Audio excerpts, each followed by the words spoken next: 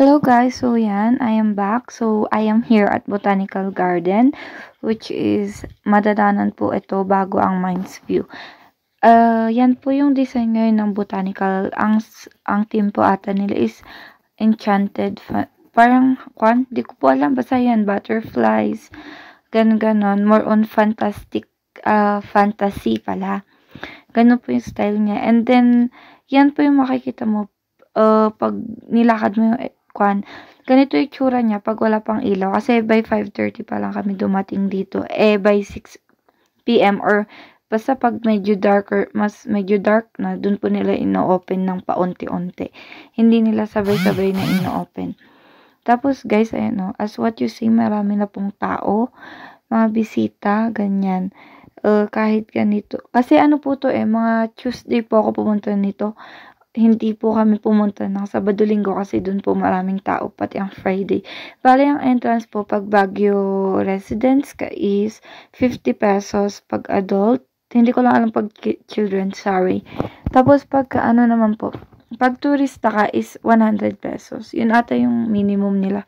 Hindi ko po lang po alam Tapos pag dito pala, pagpasok mo pala dito guys, is may bayad na. 20 pesos daw unlimited. Nagbayad ka na nga sa entrance, may bayad pa sa loob. Hindi ko po, minimum courage. Yun ano lang po. Pansin lang. Na parang, syempre gastos. Sa bagay, knowing naman na mahal talagang ilaw-ilaw ngayon, kanyan. Tapos yan dito guys, is naghanap kami ng food. Kasi nga po, gutom na kami. Pumunta kami dito. Kagagaling ko rin actually nito ng school. Kaya ano po, nagugutom ako. Kaya yan. Nagbili lang kami dito ng siomay kasi yun lang yung mura. Na takwan. Yun lang yung mura. Yun lang pera ko Charge. Tapos yan guys. Ang ganda tingnan nyo guys. Yan po. Dun sa may basta doon sa may parang papasok. Makikita mo yan. May butterfly. Tapos mga rose. More on butterfly. Fantasy theme nga po talaga sila. Tapos ganyan may pailaw. Diba ang ganda? Ang ganda niya Though wala po kami masyadong picture kasi pangit yung camera namin. Sorry na guys kung medyo magulo yung camera ko. Yung joke ko kasi nag-video alam niyo na pag magulo-gulo ang paghawak, hindi maayos-ayos. Ito yung entrance bago mo makikita yun yung malaking butterfly sa likod katabi ng mga roses, ganyan. Feeling muna ako dyan. Ayan, di ba? Flex ko lang yung yung dinadaanan. Kasi ang cute lang daw guys. Hindi siya nakakaumay na tignan. Pero ang ganda niya, promise. Worth it naman. Kasi ito wala pa masyadong tao. Kaya okay lang. Sulit din yung 50 mo. Sa part na to, wala pa masyadong tao. Kaya may kami na nakapag solo picture dyan. Pero wala rin magandang nakuha kasi nga malabo yung camera namin.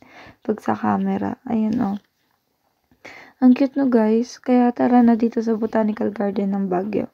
Di pa ako nakakapag-vlog sa ibang lugar kasi may pasok pa ako. And ngayon ko lang to na-edit guys. Kasi ngayon lang ako nagkaroon ng oras po. Kasi may pasok pa ako kasi malapit po exam ko. Charit! Tapos yan guys, dito sa Botanical Garden, meron din sila yung yung mga malalaking elephant. Hindi ko na direct na videohan yung mismong malapit dyan. Kasi nga po, marami ng tao nito. Kasi like what you see, gabi na po. Mga 6:39 yan. Kasi nagpahinga kami saglit na parang nakakapagod maglakad Kahit di naman ganun kalawak. Pero, syempre, pag susulitin mo yung binayad mong pang entrance, diba? Ayan po yung tsura niya. Tapos may nagtitinda rin po sila dito pala ng mga plantitos yan. Nagtitinda sila yan, mga bulak-bulaklak. Tapos, papakita ko sa inyo yung scenery niya. Pagka mismong darker siya pag gabi. Ganyan guys. Super ganda niya. Diba? Ganyan po itsura niya. Pag nakakita mo siya sa personal, pag maliwanag kasi yung phone ko, hindi siya nakikita Pero, ganyan po siya kaganda kapag malapitan. Diba po, may mga butterfly, hindi ko alam kasi, wala po kasi akong hilig sa bulaklak pero, wala po ako alam. Tapos may malaki rin po silang teddy bear. Yung nakikita yung kulay green na nandito sa gilid. Pinakagilid. Malaking teddy bear po yan. Yung parang nakatalikod na yan. Malaking teddy bear yan. Sorry guys kung magulo yung ko. Earthquake kasi yan. May earthquake. Charis. Ano kasi, naglalakad kasi po ako kaya magulo-gulo. Pero yan po, maganda naman siya. Diba? Tapos po guys, ayan na, dami ng tao. Meron din silang dito yung maliit na parang bridge. Hindi ko alam kung ano na ulit tawag dyan. Tapos guys, ito ang pinaka nagustuhan ko. Yan. Yan ang pinaka gusto ko dito sa Botanical Garden. Yung parang nagkumpulang butterfly na yan. Tapos which is sa baba nan is sila Papa Jesus. Yung bagong panganak kay Jesus Christ. Ayun guys, oh. Tapos guys, dito rin yung hagdan na pababa, may parang ganito sila, oh. 'Di ba? Ang cute. Kaya sa mga gusto pong pumunta ng Baguio, tara na at i-try nyo na po dito sa Botanical Garden. Mura lang siya and worth it naman kasi may foods din sa loob. So kapag nagutom ka, pwede ka rin kumain. Kaya sa mga nagbabalak dyan, Bekene men, Tarish. Tapos guys, ito rin yung isang daan. Basta may isang daan dito. Tapos yan, may mga flowers. Maganda kasi sana siya kung maganda rin yung camera ko, yung kasong pangit. Pagpasok ko pala ng Botanical Garden, hindi ko na videoan kasi ngayon lang po ito.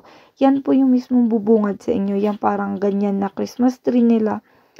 Kaya yan. Tapos guys, ito pa uwi na pala kami guys. Look at that pila. It's so haba.